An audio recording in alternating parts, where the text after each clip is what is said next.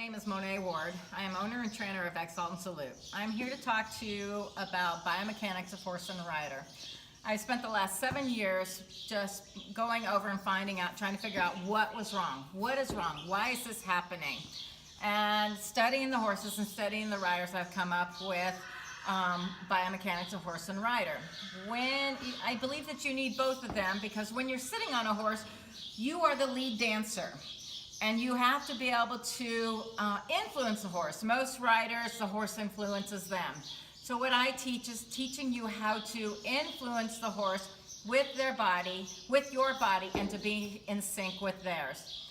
So there's so many pieces to it. I have what is called the layers of the onion, but we're going to start out simple.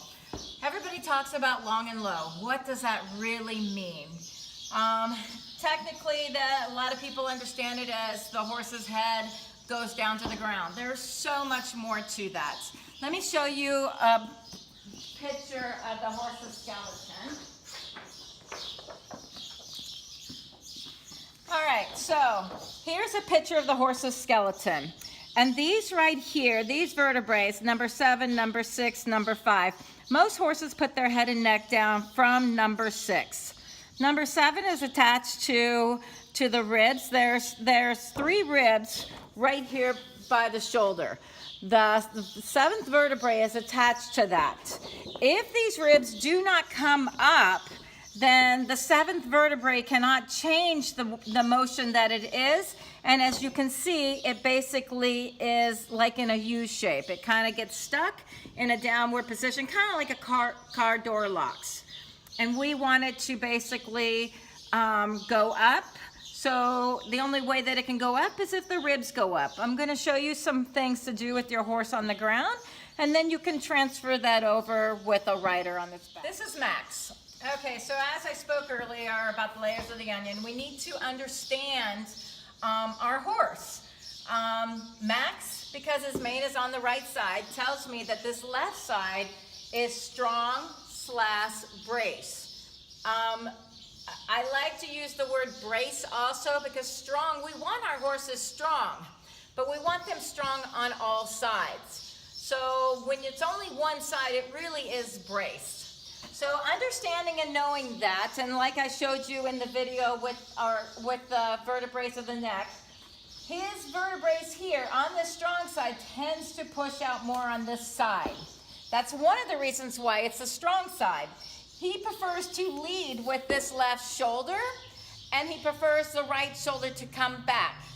All the weight is here in this left side, and the vertebrae are stuck here. So what we have to do is we have to take these vertebrae and we have to get them in the middle of his chest. And if you can see or feel on your horse, see how this is bulging out.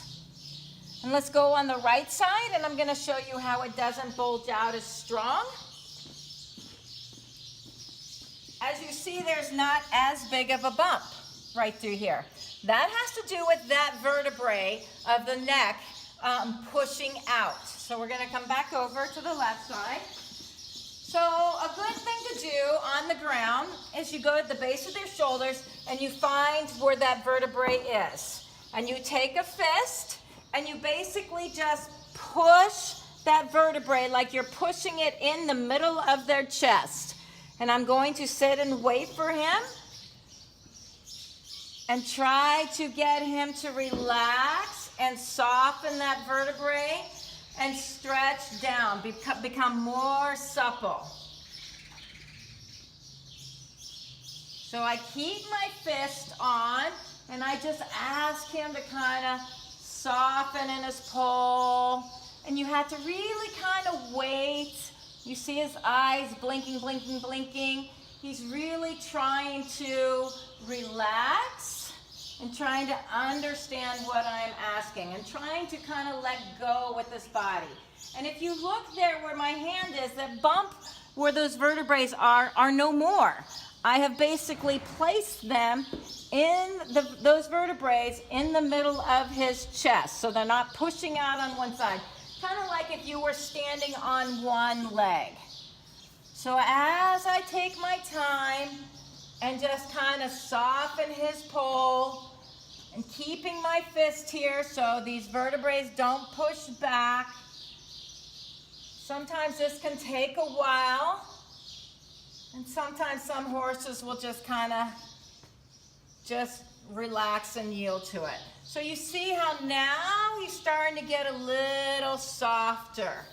I can kind of move him around and there's not so much bracing. And you see that this is no longer pushing out. But see there, I move my hand and it pushes back. So as I continue to work and pushing, feeling where it's pushing out, just keep working him until he relaxes. But if you look from the front end, also you will see how he is straight and even on both legs. Watch as I let it go, and watch how his weight starts. See there, he starts to stretch down and relax more. If you look at his eye, he's blinking a lot, he's really trying. But watch when I let go how he will shift all of his weight to the left. Good boy.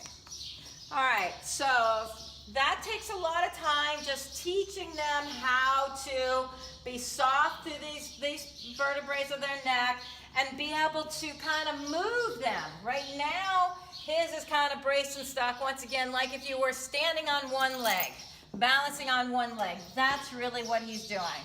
All right, so we're going to go into the indoor, and I want to show you a little bit of what you can do in hand, and then you can do the same with the rider. We will show you a video with the rider. Okay, so now we're in the indoor, and I'm going to show you how to do this in motion. So I'm going to take my fingers and just lightly just place them on the halter. Once again, my fist is going to go where the vertebrae is, and what I'm going to do is I'm going to keep his shoulders straight by placing the vertebrae in the middle of his shoulders. And I'm going to ask for him to walk. And as he walks, he starts, see how quickly he starts to go down, long and low. And if you look at the front of his chest is straight. His chest is straight. He is not pushing through the inside shoulder. He is leading with the outside shoulder.